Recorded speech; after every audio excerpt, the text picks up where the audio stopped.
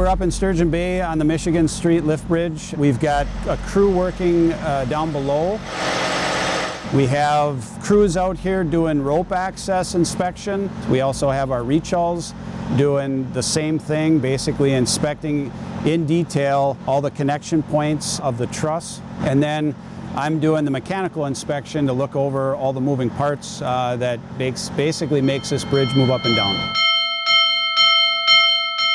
Bridges are designed for 75 to 100 years.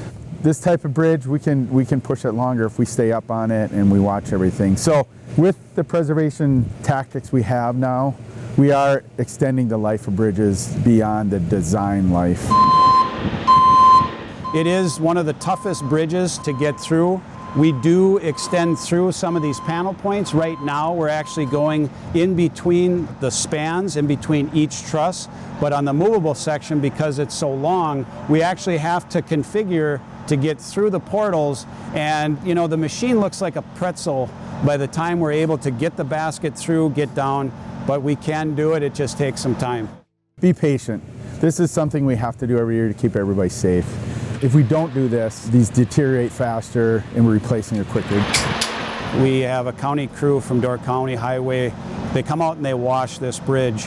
To get a bridge of this much steel through to that time length, we do rely on people keeping an eye on things for us.